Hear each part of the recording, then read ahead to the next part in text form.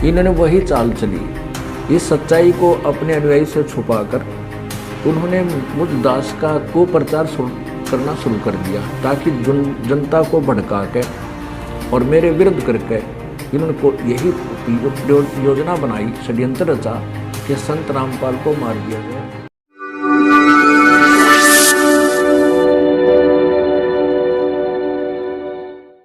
क्योंकि ये सत्य नहीं स्वीकार कर सकते, ये दुनिया को लड़ा के गुमराह करके आपस में अपना उल्लू सीधा करते हैं।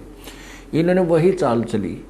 इस सच्चाई को अपने अनुयायी से छुपाकर उन्होंने मुझ दास का कुप्रचार करना शुरू कर दिया, ताकि जनता को भड़का के और मेरे विरुद्ध करके इन्होंने यही योजना बनाई, षड्यंत्र रचा कि संत रामपाल को मार दिया जाए, आश्रम को ख़त्म कर दिया जाए, ताकि तुम्हारे अज्ञान की पोल ना खुले।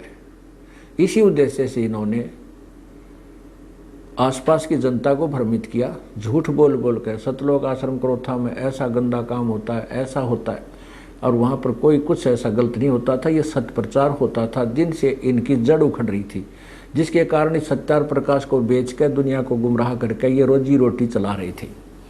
उससे दुखी होकर अपनी पोल को ख़त्म करने के बचाने के लिए इन्होंने मुझे मारने का षड्यंत्र रचा और 12 जुलाई सन 2006 को आक्रमण करवाया।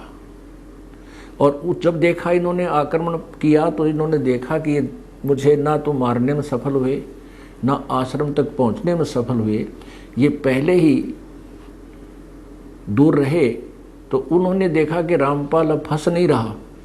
इन्होंने एक लड़के को स्वयं ही मारा गोली से और हमारे नाम मंडवा दिया, क्योंकि हरियाणा के मुख्यमंत्री श्री भूपेंद्र सिंह जी हुड्डा भी आर्य समाजी हैं। उनको इन्होंने भ्रमित कर दिया, गुमराह किया हुआ था, जिस कारण से उन्होंने इनका पक्ष लिया और मुझ पर और मेरे अनुयायियों पर झूठा आरोप लगा करके झूठा मुकदमा बनवा दिया, जबकि इन्होंने स्वयं ही वो मारा, इन्होंने आक्रमण किया।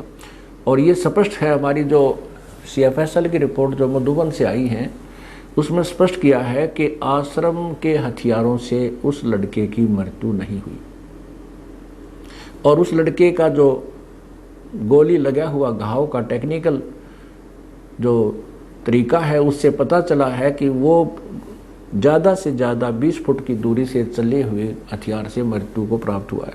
जबकि पुलिस ने जो स्थान बताया है कि यहाँ मरा हुआ मिला, तो वो हमारे आश्रम से पुलिस के अनुसार 140 फुट की दूरी बनती है। इससे सिद्ध है कि इन्होंने हमारे को फंसाने के लिए षड्यंत्र रचा था और उद्देश्य यही था कि इनके इस अज्ञान की, सत्यार प्रकाश के अज्ञान की, महर्षि जी के अज्ञान की पोल ना खुले। और हम निर्दोष हैं। सच्चाई और जनता के सामने कुछ दिनों में स्पष्ट हो जाएगी, तभी इन लोगों को कहीं मुंह दिखाने का स्थान नहीं रहेगा, ये लुकते फिरा करेंगे। वो दिन दूर नहीं है। सत साहिब।